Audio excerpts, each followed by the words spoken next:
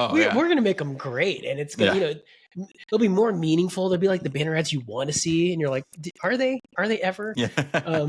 Those, you wake up in the morning, eager, excited about what banner ads you might see today. Yeah, that's true. Right. You're like, please remind me of what I was like, dreaming, or like the home studio setup that I was dreaming about having. Yeah. So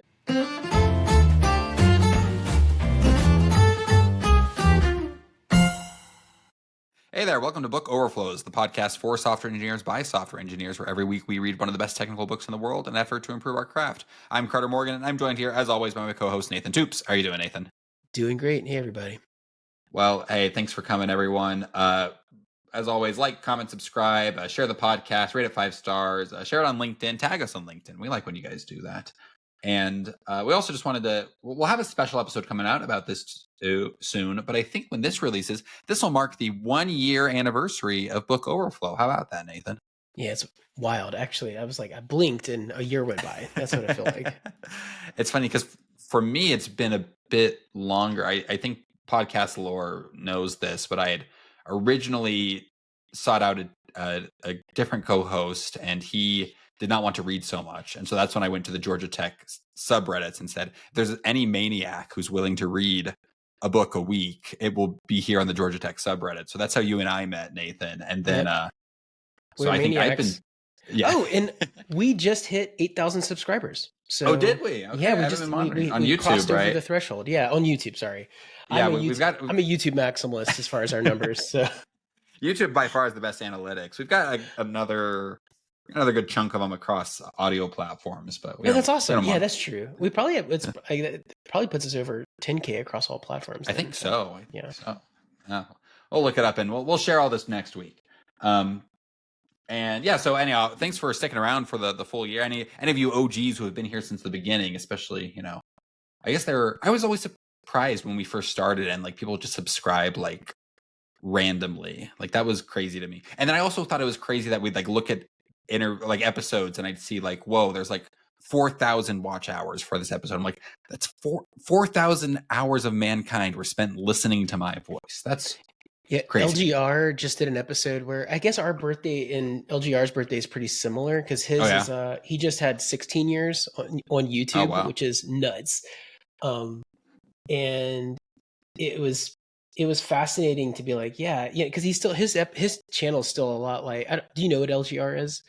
No, lazy. I don't remember. It's okay. It's all good. It's OG. It's just aging myself too. Lazy game reviews.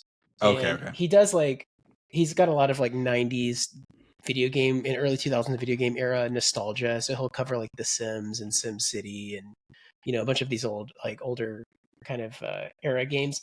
But it still feels like an old YouTube channel. And anyway, it was kind of cool to hear him reminisce. And he's done 1,200 episodes. I think we just hit 66 episodes. So we got a little bit of catching up to do. But well, it'll be exciting to watch as the podcast evolves and as our careers evolve. I mean, you could imagine a future of this podcast where it becomes almost more like an engineering leadership podcast, because who knows, maybe that's where our careers take us, right? Right now we're living the developer life, but or how to transition to being a farmer because you're no longer in tech. So that would be a hilarious bit if we just kept the title Book Overflow, but it was just all like farming books. The almanac this year is really controversial. So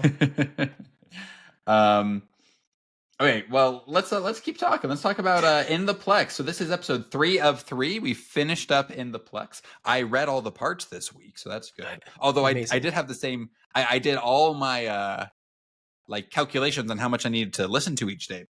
Like, great, I finished finally. And then I'm like, there's an epilogue. And so I had to read that. Really, I was a glutton for punishment. I did the epilogue, and there is the end credits. The Marissa Mayer a bit of that. Yeah, there's a Marissa Mayer interview at the end too. It's like a bonus. Yeah, it was. And which was funny because I think this book came out in 2011. Yeah. Okay? She went to Yahoo in 2012. I'm pretty sure, which means she had to have done this interview. She was still a Google employee in some sweet spot in between, because he asked her a question about how long she thought of herself staying at Google, and it was a very like dodgy answer. It was really funny. Oh, Like, interesting. so yeah. Well, She, let's yeah. do the introduction for the author in the book one last time. If you've been listening to the other episodes, it's old hat, but hey, let's go ahead. So Stephen Levy, he is one of technology journalism's most respected voices, having chronicled the digital revolution for over 3 decades as a senior writer for Newsweek and later Wired magazine. Known for his unprecedented access to tech's inner circles and his ability to translate complex technical concepts into compelling narratives, Levy previously authored the seminal book Hackers, Hero of the Computer Revolution, and has covered Google since its earliest days in 1999, making him uniquely qualified to tell the company's inside story. And the book introduction is In the Plex offers an unprecedented look inside look at Google, from its origins as a Stanford research project through its evolution to one of the world's most powerful companies, based on Levy's extensive access to the company's founders, employees, and internal meetings over several years. And the book reveals how Larry Page and Sergey Brin's breakthrough PageRank algorithm revolutionized internet search, how Google's unique culture and data-driven approach to innovation shaped products that billions use daily, and how the company's meteoric rise created new challenges around privacy, corporate power, and the very nature of human knowledge in the digital age. So we read parts 5, 6, and the epilogue this week. And yeah, that takes us through the entire book. Big book, interesting book. But Nathan, what do you think about this chunk we read this week? Yeah. So it's funny. This book is a bit dated in our perception of Google. Yes, right? 2011 is when it was Right, read. which is like a century Yeah. of time in tech world.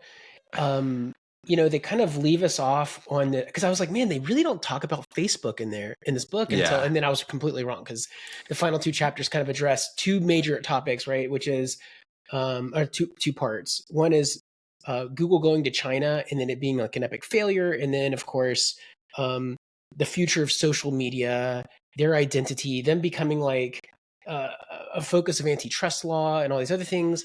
And it's kind of funny because I think for a lot of people's public perception of Google, and maybe this is the case for you, 2011 is probably where you're like a lot of people's mental image of Google is, right? Like, Yeah, probably. because there's a lot of like success and failure that come after it. I actually compiled a list of interesting things that are to talk about of what Google's done since this book was over, because I think it philosophically everything makes way more sense now that we've read In the Plex. Mm-hmm. And I didn't have the appreciation of why Google was maybe struggling with the things that they did in the 2010s, like canceling a bunch of projects or certain acquisitions, or how they acquired those companies or why, until I read In the Plex. And so I think that's where it'll be cool to talk about today, because Google as a way of navigating nation states, negotiating innovation, and like their weird curiosity and ignorance of their perception of themselves is like really interesting. Like, I think this is gonna be a fun discussion today. Yeah, I found that in particular very interesting throughout the whole book, that Google so often is just like, what? Why would anyone be upset by this? I'm like, if you guys thought for like 2 minutes, it would not be hard to see why someone is upset by this. The big topic in one of the sections of the book is their plan to index every single book ever written. And yeah, like surprise, surprise, the copyright holders of those books are frustrated at that prospect. And I think this book paints Google like it's pretty open with like, hey, Google did this thing and that was bad. Like maybe they shouldn't have done that, but it always paints those actions as like, this was just a failure of Google to live up to their sincerely held, very lofty, rosy ideals. Right. And I don't know, I feel a little like, I think I have this in my, like, what do I want to do differently as well as having read this book? But it's like, it's mighty convenient when your lofty, rosy ideals also happen to coincide with you becoming very, very, very rich. And like, I'm not saying there's not some overlap there. Like, I think there are people who, certainly there are some people who get rich just in like totally unethical, gross ways. And certainly there are some people who get rich because they make a really compelling product that does, spark joy in users, which like is great. I think a little when there's so much here where it's just like, well, this is just for the good of humanity. And also we get billions of dollars by doing it. Like, I don't know. I would try to introspect a little more there. And I also think like this is because I love theme parks so much. This is a minor controversy in like the theme park social media world, which is that like, if you are a theme park influencer, the way you stay on like Disney or Universal's good graces is by obviously saying nice things about them. And that's what gets you invited to the special media events, like when new attractions debut. And then that's what gives you content, which helps grow your following, right? And so there's this like perverse incentive where you can never say anything bad about the theme park community, about these theme park companies, because that's going to cut off your access. So I have a lot of respect. Like, if anyone here has watched like Jenny Nicholson, she's a fantastic YouTuber and made a 4-hour video roasting Disney over their Star Wars hotel, right? Like, so she doesn't have access to like these kind of special stuff because she's frequently critical of these companies. I feel that way a bit with like Stephen Levy, where it's a little like, yeah, he's had unparalleled access to Google, and that results in a lot of really cool insights. Like, I love the first third of this book about like how Google came to be, because you can kind of tell that story roughly uncritically. When it gets a little into like the more controversial stuff, like the Google book indexing case, Google's relationships and business decisions in China, I become a little more skeptical of maybe the narrative this book is telling. Yeah, and actually, I have some really good insights on the Google China thing. Yeah. Because I went to DEF CON in 2012, and DEF CON is this big hacker conference that happens in Las Vegas every year. I went to DEF CON in 2012, and I heard some rumors from some systems administrators that the story that Google told in 2011 or 2010 or whatever was wrong. It wasn't actually the reality of it, that this was a propaganda piece. And so we can dive into that. Absolutely, because it came out to light. Washington Post, Ars Technica, and a bunch of other places in 2013 actually came out and said, hey, by the way, here's some of the real reasons that Google considered leaving. It wasn't the only reason, but the hack was way worse than they portrayed in this book. I'll put it that way. So let's set the record straight, and let's get right into that. So maybe let's establish what the book says about Google's relationship in China. And so, there's a whole like 4 chapters on this. We're going to give you the Cliff Notes version, but Google sets up shop in China because obviously it's a huge market. Their reasoning for being in China, again, it's like, oh, just coincidentally, China will make us billions of dollars, but they're trying to say, well, no, we evaluated the pros and cons and thought that this would be better for internet democracy in China than not going into China. And they do make some principled decisions. Like, for example, they still operate the Chinese version of Google for a while. So they have like google.cn, and then they have google.com in Chinese. And so that version was not censored, but the google.cn version was censored. And they wind up doing some clever like engineering things for like how they enforce censorship, which is like a gross sentence, but whatever. Like they did not try, because Baidu is the big Chinese search engine. And so rather than trying to always be perfectly in sync with like the Chinese government and really, obviously if the Chinese government mandated anything, they corrected it. But really what they did is they just kept pinging Baidu for like controversial stuff and seeing what Baidu was serving up. And then they were using that algorithmically to inform what they should be serving up, because they just figured Baidu was kind of more in tune with Chinese sensibilities. They do that for a while. And then what's the instigating incident that kind of gets them out of China? Is it that hack? Yeah. So and again, this is all like perception handling, according to the book. Yeah. So what was interesting, and I guess to give some backstory here, Google really had a problem with credibility. Apparently, the name meant something kind of silly in Chinese. I don't remember. Yeah. But also, it was a foreign company, and there was some, skepticism there. In the same way that we have skepticism of Chinese companies in the United States, right? There's this sort of this like, oh, what is their intent? What are they really trying to do? Mm-hmm. And there's this whole idea that you had to play ball with the Chinese Communist Party, and they're incredibly bureaucratic. It was going to slow them down. And I'll tell you, the second half of this book, I'm just like not impressed with Eric Schmidt whatsoever. I don't think the decision-making process that he had were in alignment with Don't Be Evil.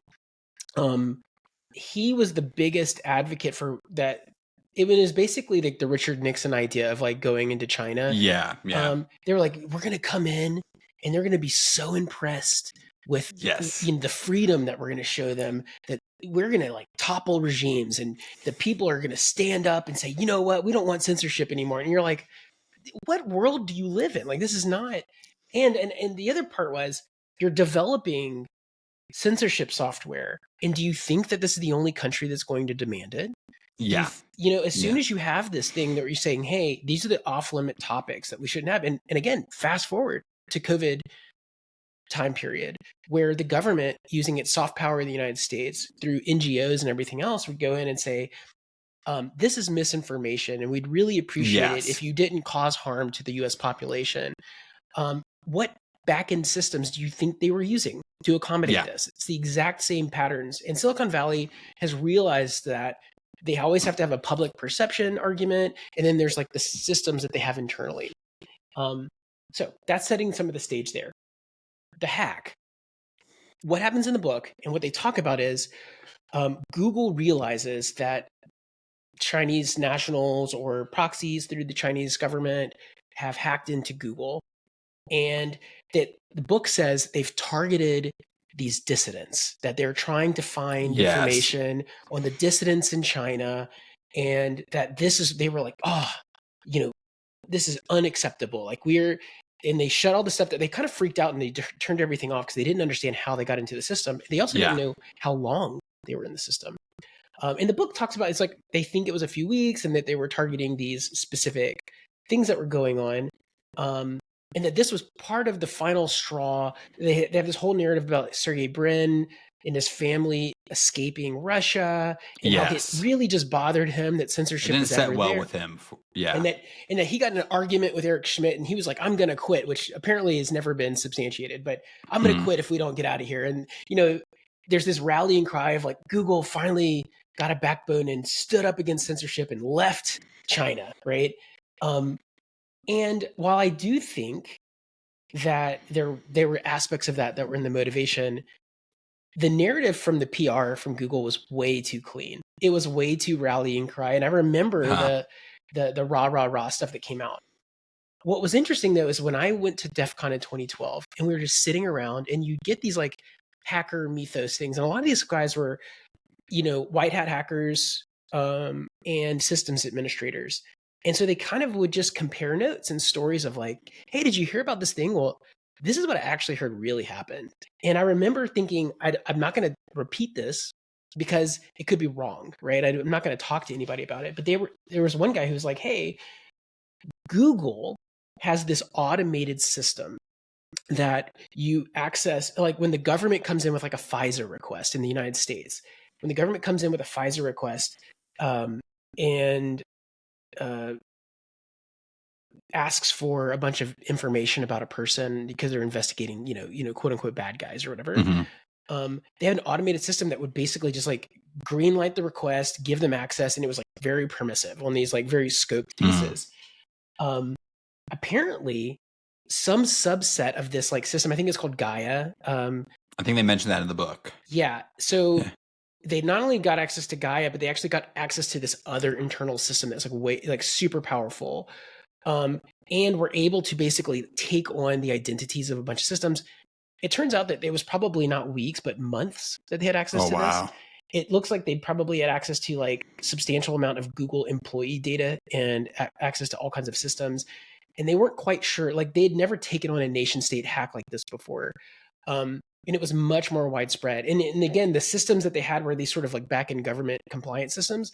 So they didn't have the audit and logging and stuff that they had. So it was like actually hard to see what they actually had access to. Like I think to this day, they still don't quite know what the Chinese government had access to, what they had been able to backdoor, what they'd been able to do all kinds of like crazy stuff. And so that the real reason that they like shut down operations was they were like, we're way out of our league. Like we can't actually handle this. And that this was much more of like, they did this PR campaign of like, we're just going to stop censorship as kind of like a way to distract away from the fact that like Google didn't know they didn't know, and that's the thing Google hates, right? Google has the data on everything. They like there's this unexplainability of what actually happened. And so supposedly, and then of course I put this in the back of my mind. I'm like, oh, that sounds like cyberpunk, too good to be true stuff. And then, and we can link it here, Washington, the Washington Post and Ars Technica have really good articles that came out in 2013 saying, yeah, this is way worse. Like, Interesting. And Google actually came out, but some of the stuff I heard was even crazier than the stuff that they admitted to later. So I won't tell you whether that's actually true or not. But it was very interesting that I got a little hint of something like over a year before the journalist did. And I was like, man, I need to go to more DEF CONs. That's really what came out of that. But yeah, it was a really interesting piece. And again, I think this is the classic example of they got more and more powerful. And the theme of this power and how they deal with the power is the theme through the end of this book. How do you navigate that? If you do, let's say we do truly believe that Larry Page and Sergey Brin are these idealistic, bright-eyed, bushy-tailed sort of folks, and they make a big case for this, and I think that it's probably true. But did they surround themselves with people that were willing to do whatever it took to continue to grow Google? Maybe not always with the same alignment in values, right? You're right. That's a theme throughout the end of this book, is this idea that like David has become Goliath, and Google is continually surprised by this. Like, no, we're just the scrappy underdogs that are trying to, make the world a better place. It's like, so you do about $100 billion a year in revenue, and it's a little like, yeah. I mean, the China stuff was all very, very interesting. There's a whole one of the guys, the head of their Chinese operation, I believe his name was like Kai-Fu Lee. He's a very interesting character, basically like a brilliant computer scientist who it was viewed as like a real coup when Google got him.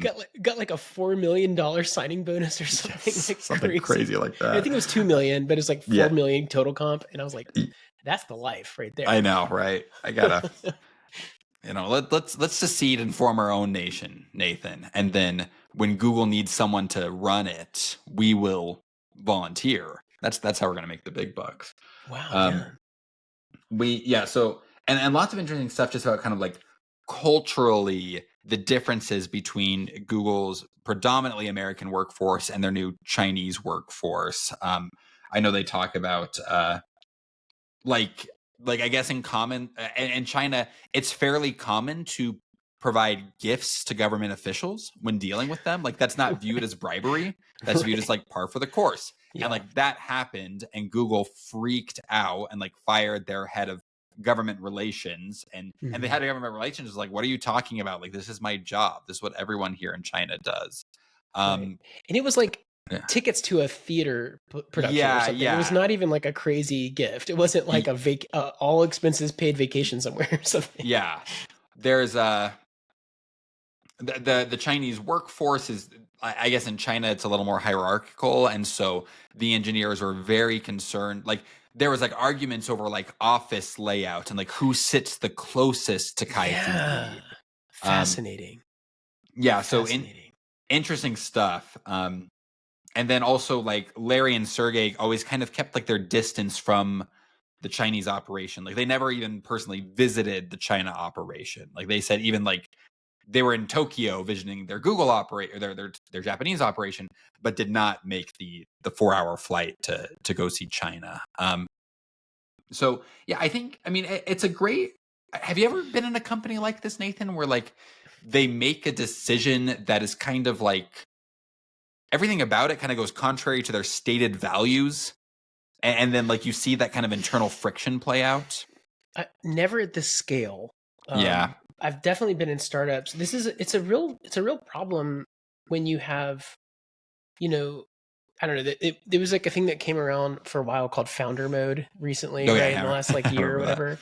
I do think that like Google somehow kept founder mode alive a very long time, and much outgrew the requirements of the business. I mean, I get it. It is weird to see the lack of alignment, but I've never been in a larger company that had to navigate, that had sort of a charismatic leader like this, or leaders, I guess, in this case. I'm trying to think if I had a good example. Do you have one? Yeah, this is where we get to roast Amazon for a bit. Oh yeah, that's good. Yeah, Amazing. so like we talk about on the podcast, we have a soft policy of not really naming the places we've worked at. We just don't think it's incredibly important for the discussion. But occasionally we do. And so, yeah, I did spend a couple years at Amazon, particularly AWS. And I was during the COVID years. And during COVID, I think Jeff Bezos was on his way out and was maybe feeling a little soft or something. And so Amazon has these leadership principles, which are kind of used to evaluate the entire, like every employee. A lot of them are like, there's kind of so many of them that it's almost like any action you take could theoretically align with any leadership principle. But a lot of them are good. I forgotten most of them, but I think, It's like horoscopes. Yeah. yeah. Like I'm just going to look up some I'm of a these. Libra. Wow, this thing describes me perfectly. Whoa, yeah. Yeah, so they got their leadership principles. Oh, yeah, like ownership, invent and simplify, customer obsession. Like there's a lot of like no one is going to say like, oh yeah, dive deep. Like that's a bad quality employee. Like, no, I agree. That's one. So then the COVID years come. I think Jeff Bezos gets a little soft. I think this was right around the summer of 2020, where a lot of weirder ideas got into our kind of cultural milieu. And Jeff Bezos introduces two new ones, which are strive to be Earth's best employer and success and scale bring broad responsibility. I already know these are fake leadership principles because I'm looking at their website, and every leadership principle has like two additional sentences, like customer obsession. Leaders start with customers and work backwards. They work vigorously to earn and keep customer trust. Although leaders pay attention to competitors, they obsess over customers. Pretty simple. Strive to be Earth's best employer has like a paragraph after it. Like leaders work every day to create safer, more productive, higher performing, more diverse, and more just work environments. They lead with empathy, blah, blah, blah. So here's the thing with Amazon. Amazon has a real claim to being the most customer obsessed company in the world. Like they really do honestly strive to have a great customer experience. I always say that's the best thing you can be for Amazon is an Amazon customer because they do legitimately care about the customer experience. The worst thing you can be for Amazon is an employee because Amazon treats their employees like freaking dirt. Like Amazon is like they've been known for that for a while. They work people incredibly hard. The average tenure is like 2 years for engineers. And then like everyone knows the horror stories of like Amazon warehouses where people are like peeing in bottles to, avoid to deliver things on time. My thing when you add these things like strive to be Earth's best employer and success and scale bring broad responsibility is like they never made any real attempts to do either of those things, right? Like I worked for Amazon. They hired me as a remote employee and then they told me to move to Seattle or find a new job. Like how does that make you Earth's best employer, right? Like I would have had more respect for them if they just said like, yeah, we're not Earth's best employer. Like we're a prestigious employer. We pay a lot as an employer, but like, no, like you're here to work hard and you're here. Like, again, I could appreciate the honesty. And so I thought this, yeah, go ahead. No, like they have this like world's okayest dads. Like, yeah, like honestly, like, yeah, world's okayest employer. Like we're just going to strive to be the world's okayest employer. Yeah. Like, and I could appreciate it. And like, again, like that's what bothered me because like I was pretty clear-eyed about the Amazon relationship. I was kind of like, hey, you guys are paying me a lot of money and I'm working on really cool stuff and this is a great name on my resume. And in return, you work me like a dog. Like that's fine. Like this seems like an okay trade-off to me. But then when you're also kind of saying like, no, we're Earth's best employer. It's like, it just like, it felt like they were making fun of us almost. Yeah. Like how dumb do you think we are? And so like, I think that's a more high profile example of like a company kind of taking on additional values that really clash with their initial values, almost in the reverse, where Google like made a cynical decision against their more altruistic values. Amazon made like a more altruistic decision against their very real cynical values. But that harmony is, or that the clash and the dissonance is tough to navigate. Yeah, the book rounds out with what I think part 7 is called Google's Moral Dilemma with Government and Public. But it actually it's bigger than that. But I think the fact that they are doing the book scanning becomes like a central theme of this section. But there's also other things that are going on. I don't remember if we breezed over it. Was it earlier section that they talked about DoubleClick? Maybe. Yeah, no, I think it might be this section, but they buy DoubleClick. That's right. Yeah, so they start acquiring all kinds of stuff that it like starts getting the government's attention from an antitrust standpoint. And I will tell you that like the purchase of DoubleClick was a huge moment. Do you want to shed some light on DoubleClick? Yeah. Maybe our So listeners might not know. For up to this point in history, Google's anti-banner ads. Banner Yes. ads represent 90s internet, early 2000s internet, back when you were just being spammed with junk. DoubleClick was the largest vendor of this. So if I was a company and I wanted to market on Google, I'd go through Google AdWords and then I'd use DoubleClick to do the rest of the banner ads because I'd want to, and that's the creepy stuff that would follow you around where like you go to Amazon and then you're like looking at some pots and pans and then you're like, those freaking pots and pans show up on every website that you're on and you're like, this is creepy. And it's just a good reminder of like, this is the surveillance tech that's in the internet, the fabric of the internet, right? And Google, they keep getting feedback. And of course, they're also very customer centric. And they're like, their customers keep going, I really wish I could have one place to buy ads and bid for ad space. And it would, and it would do all my campaigns. Like I would like to do paid for text ads and then also paid for banner ads in one spot. And Google's like, well, yeah, of course. Like this makes total sense. And of course, they changed their entire. Oh well, maybe we could make awesome banner ads, right? Yeah. We're going to make them great, and it's gonna, they'll be more meaningful. They'll be like the banner ads you want to see, and you're like, are they? Are they ever? Yeah. Those you wake up in the morning, eager, excited about what banner ads you might see today. Yeah, that's true. Right. You're like, please remind me of what I was like, dreaming, or like the home studio setup that I was dreaming about having. Yeah. So, whatever. And so the they end up buying DoubleClick, and of course the government is such a like wet noodle at this point. We have no backbone when it comes to antitrust, and so they're like, well, we think this could be problematic, but we're just letting you know we think it could be problematic. Like, I mean, that was like the extent of it. But at the same time, Google's been building up their coffers, and we've seen this. All of the tech companies, right, have a huge presence in DC now, and they're like, again, it's this Sergey Brin, Larry Page, like hand wringing, like, oh man, like we didn't think we needed an attorney and lobbyist in DC, but you just can't navigate this place without them. So like, we got to spend money. And it turns out they're like, I think tech companies spend like way more than every other lobbying industry now, right? That doesn't surprise me. And it just growth year over year. If you're a tech lobbyist, you're just like printing money. You're like printing money. Maybe that's what we should do. Yeah.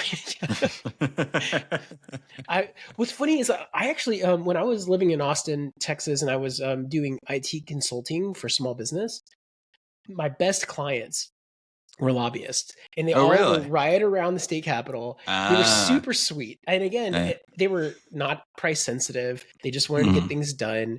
It was just like a dream customer, right? You're like, you just give them your hourly rate. Of course, they're probably charging 100 times what I was charging. And it was funny too, because like, they just knew how to navigate the system. I mean, they all knew how to like schmooze and do stuff. And this person was like covering the sugar industry and Pepsi. And this one was like for the Koch brothers. And this one was over here looking at, certain civil rights stuff. They would just wide breadth of things. And, but yeah, they know how to grease the cogs. They know how to say, hey, I hear that you're working on this bill. It'd be really nice. Yeah. If you added this one like piece to it, because this would help innovation with Google and, companies like Google. You can't say Google, but you like, this new tech industry that's doing this thing. And so there's these big fights that were happening back and forth. They mentioned his name a couple times in the book. Do you know who Lawrence Lessig is? No, I've heard of it before. So he's the creator of Creative Commons. Like he was yeah. And so he's this like big copy left sort of, the common good, the common field. Yeah. And so they actually they bandied him about a bit early on when it was like, oh, we're going to scan all these books. I guess we should get into the book scanning. I'll take a step back. So Google's getting into all this antitrust stuff. In the midst of all of this, they also decide, hey, you want to go ahead? Let's wrap up the DoubleClick thread real quick. Yeah. But But yeah, so they do buy DoubleClick, and so DoubleClick is they do banner ads, right? And so basically that's like you were talking about, Nathan. Like they're serving their advertising customers by now. You can just manage all of your internet advertising through Google. And really, just the bow I want to put on it is like this is a huge acquisition. Like remember, they paid 1.6 billion for YouTube. They paid 3.1 billion for DoubleClick, right? And so that's huge. And I think that's just another step along the road of David becoming Goliath, and then that leads them. Oh, yeah. So and to also round this out, great reminder. Number one, they were instantly printing money with this. There was no period of time in which they were like, "Oh, will this ever become profitable?" Because it immediately was. The other thing was the rise of the super cookie.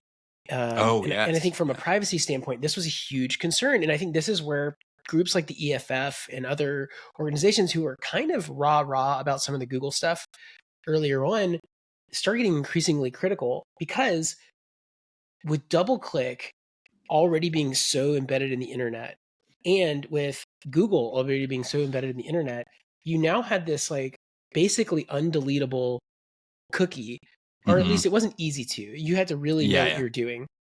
But this thing where it could track your behavior online, and DoubleClick is pretty invasive. Like it knows a lot of the JavaScript that it would use on a web page, because it was in a bunch of people's websites, right? It's unlike going to Google, where you maybe had, the ads on Google search engine. These would be embedded in the site, and a lot of it had like click tracking and how long you were on the page and all these other pieces of information, not just what you were looking at and things like that. And it was a ubiquitous surveillance. Like advertising technology, and this is like important to remember, advertising technology is probably the most effective panopticon surveillance tech on the planet, right? It's the most Orwellian, like, again, if you believe in the don't be evil stuff and, oh, well, this is really just to serve the customer. But again, as soon as government starts snooping around and saying, hey, what were the queries that this person had? We think that they were up to no good. Or who are the people that this person's connected to? Google can answer a lot of those questions just by trying to serve you ads. It's so funny because you're right. Like this is like that we've kind of almost by accident created like this very Orwellian efficient tracking software.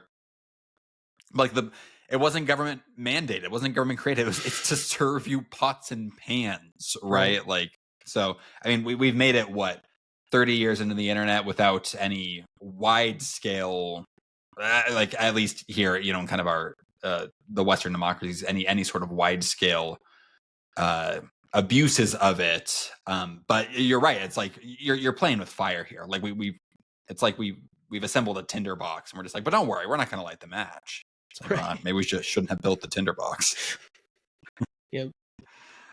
So that gets us again on kind of this David becoming Goliath story. So now we come to Google's very noble, very altruistic, and I'll say at least the way the book tells this, I buy a little more that this is a little more noble and altruistic, which is they say, could we index every book that's ever been written? And then when you perform a search on Google, maybe that search will turn up a section from a book if that answer doesn't exist on the internet. And again, like, it's just classic Google, because it's like, is that a good virtuous goal that all of the information ever written should be indexed and easily searchable and more available online? Yeah, of course. Like, that's a great thing, I'd say. Does Google also coincidentally get much better at serving you ads and then make much, much more money by doing this? Yes, obviously. So kind of classic Google there.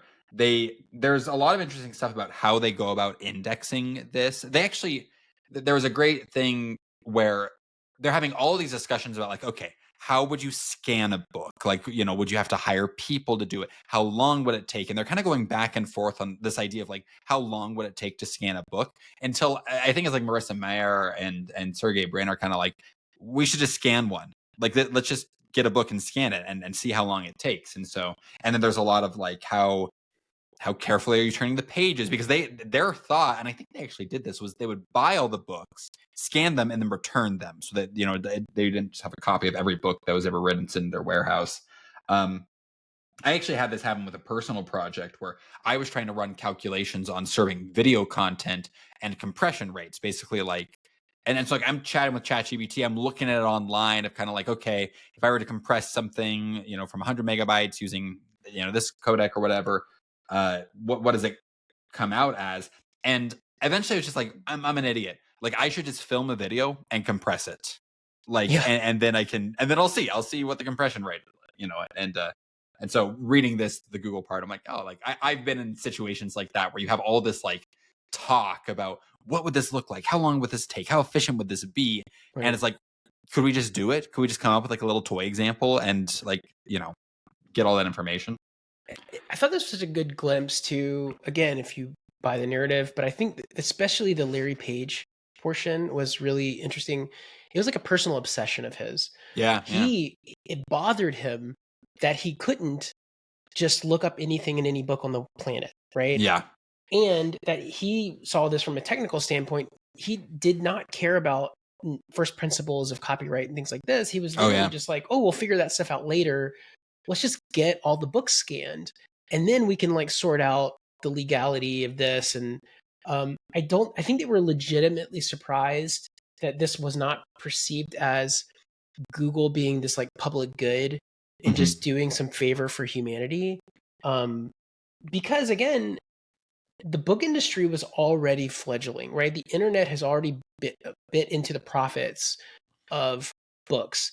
The book industry is trying to figure out how they bridge their way into the 21st century. And instead of the book industry getting a seat at the table, they just find out that Google's decided they're going to scan every book on the planet, right? It's like the worst way that you can engage. And it reminded me a lot of how they look towards China. It's just kind of like, well, that we're awesome and we already told you that we're not evil. So like, if our intention is to do this, you should thank us, right? Like it was like this, like they're like legitimately confused. Like Marissa Mayer even has this like freak out and she's like, well, do you just not want us to do it? Yeah. And I think a lot of people were like, no, we don't want to do it. I thought she's like, would you rather we don't do this? I'm like, don't ask a question you might, you don't want to hear the answer to. Like, now, I will say what would have been good if they wanted to be sneaky and effective.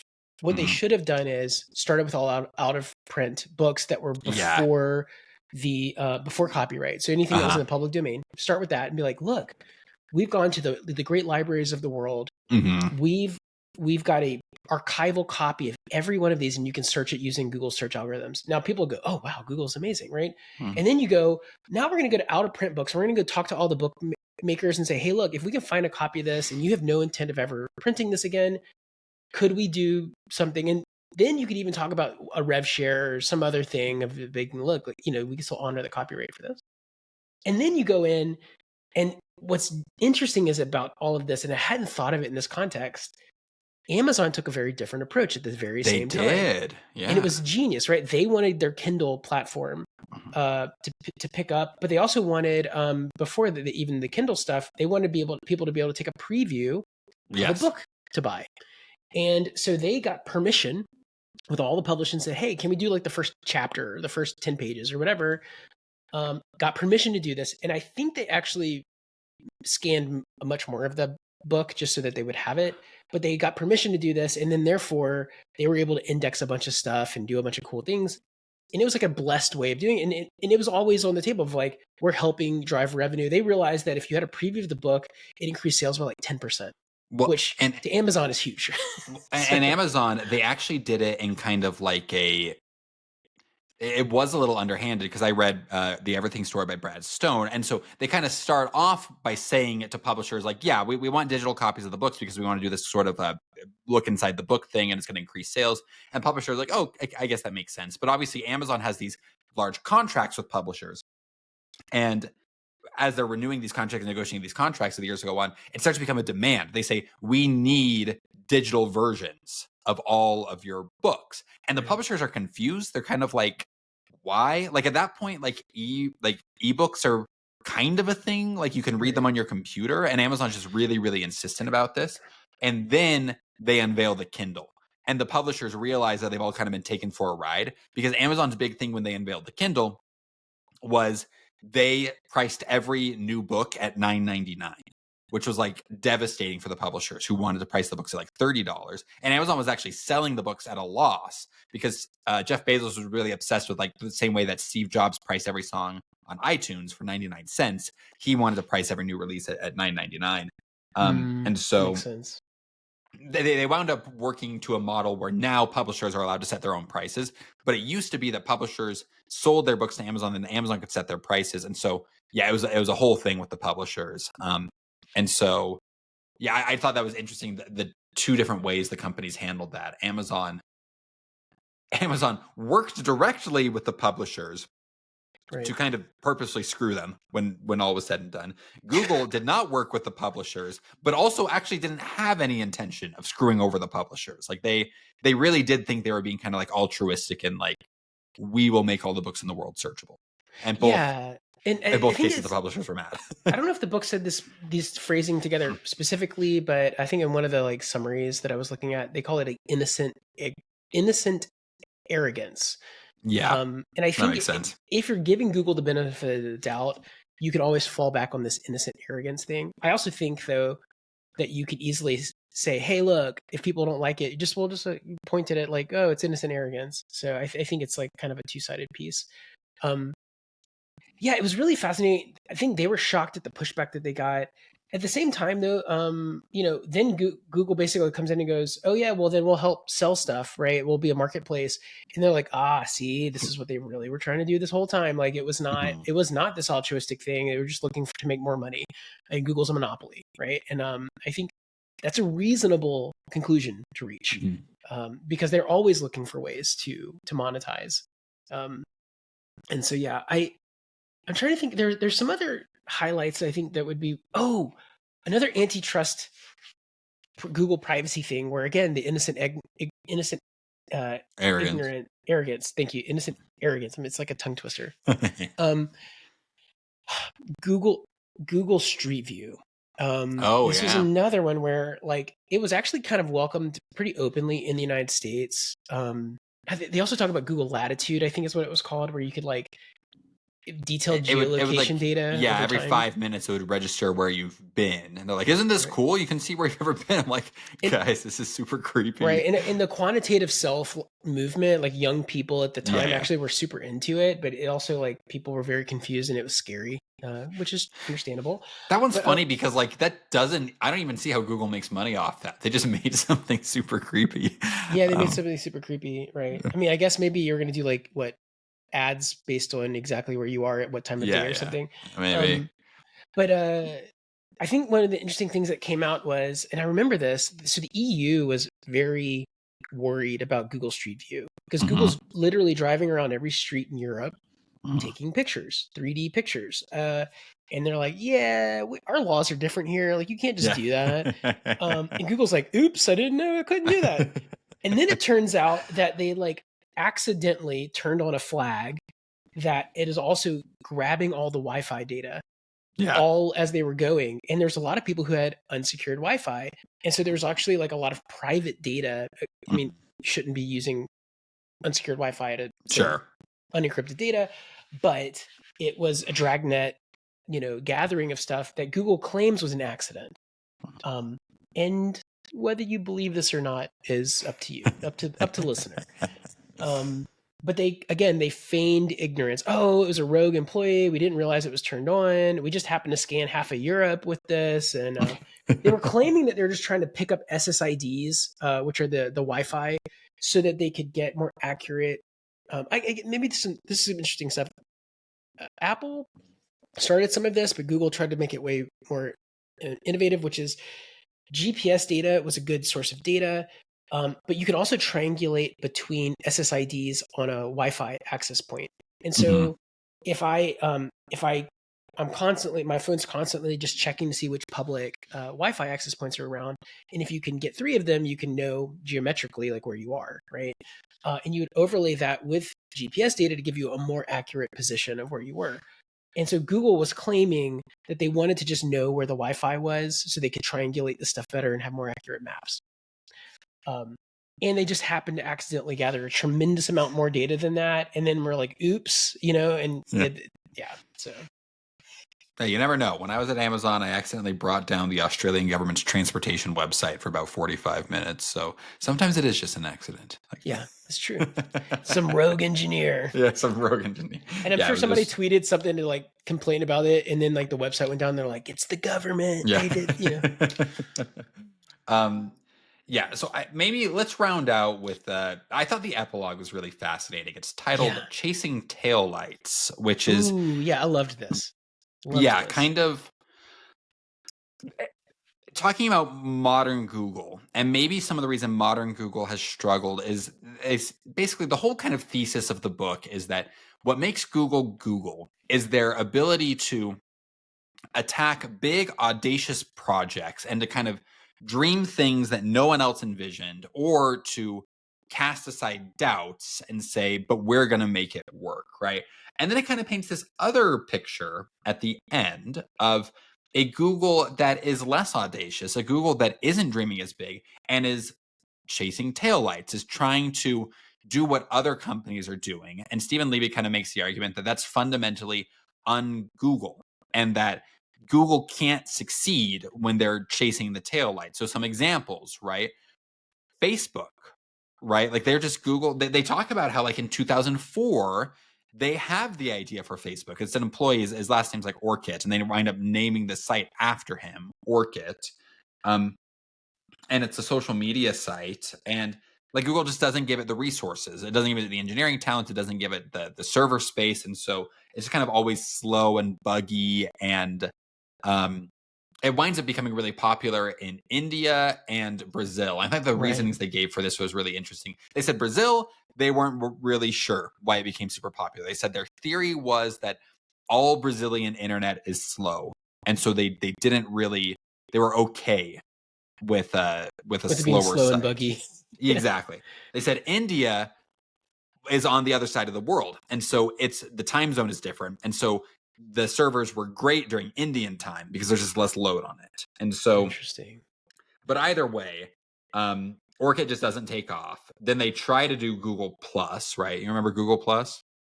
Yeah. So, and they didn't talk about this in the book, Not a actually. streaming service. Right. So Google Plus didn't actually come out till 2011 when this book had been published. So in it, 2011 to 2019, and it was so funny because I was a Google fanboy, like big time. It doesn't sound like it in this episode, but I was a Google fanboy, and I remember going to my friends and being like, "Dude, Google Plus, it's the future."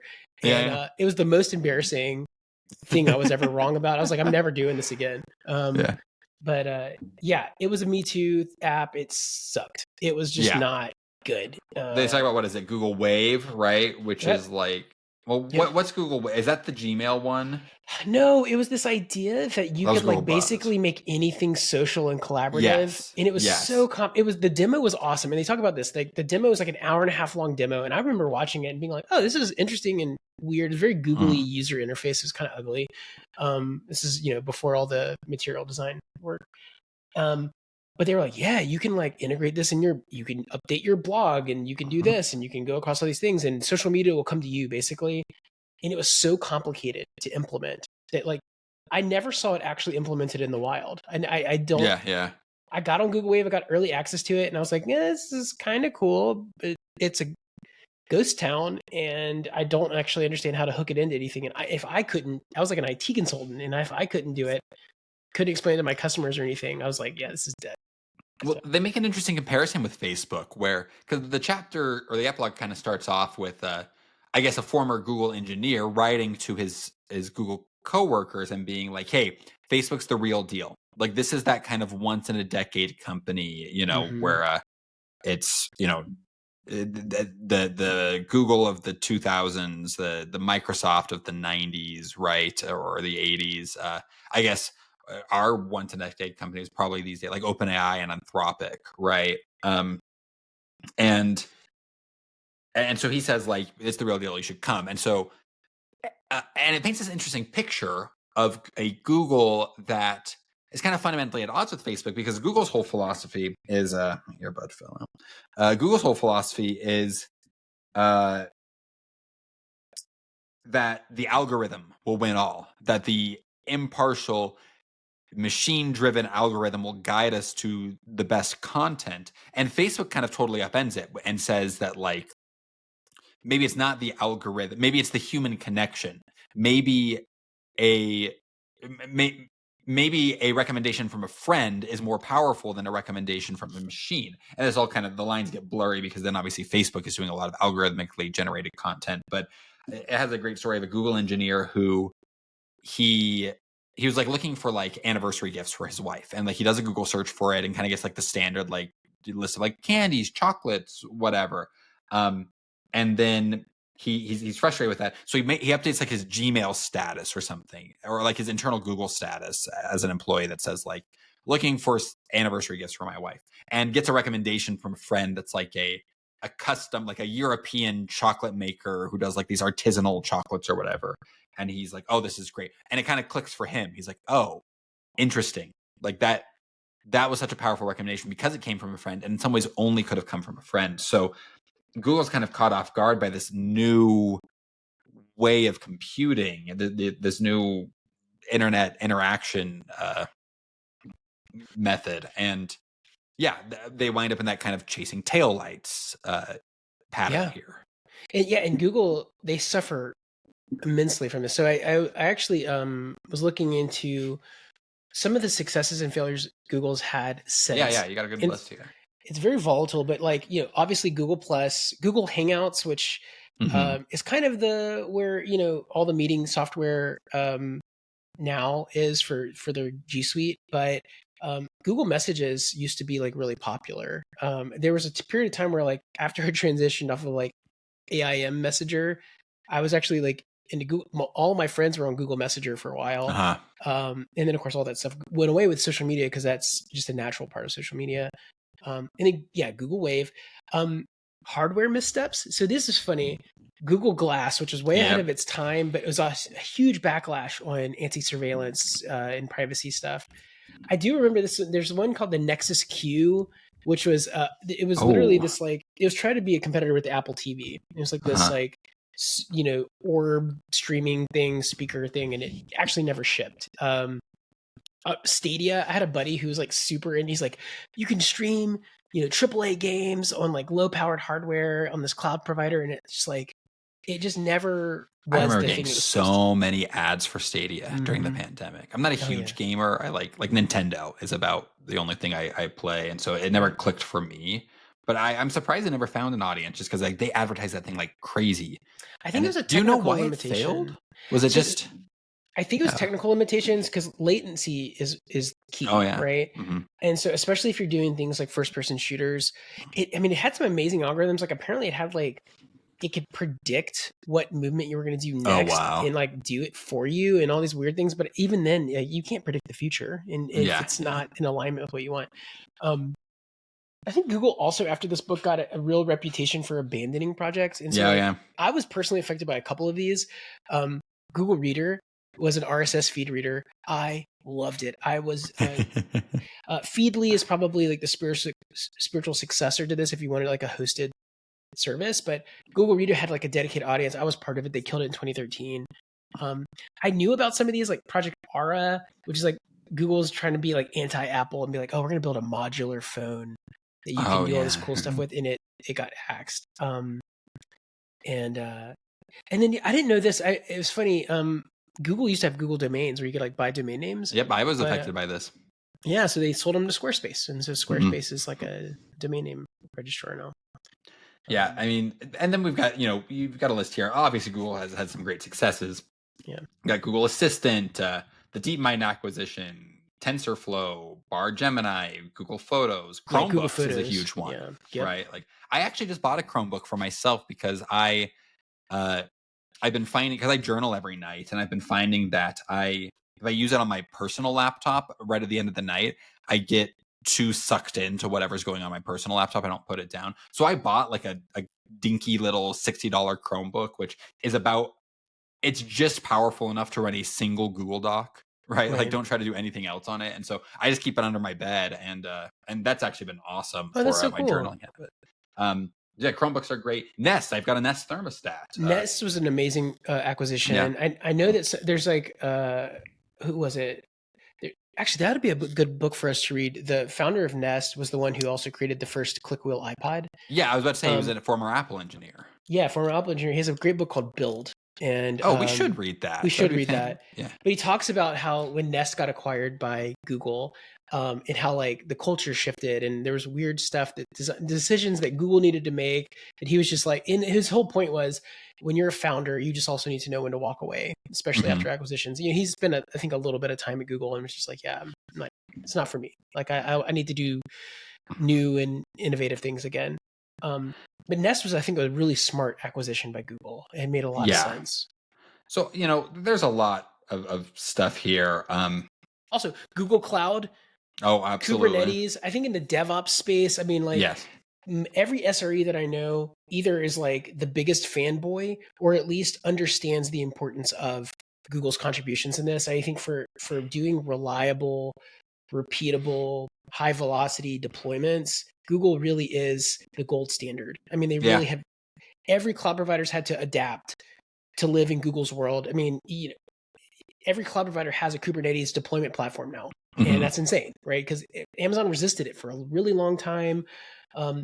Microsoft just decided to embrace it from day one, and they basically like hired up half the Kubernetes team. So yeah. Google Workspace, right? I mean, I've used Google Yes. Workspace like for It's ubiquitous. yeah, exactly. Like, and then like, it's a good deal. It's like $8 a head, and it gives you all these like, great tools. Yeah. So yeah, obviously Google's history is long and varied, and lots of successes, lots of failures.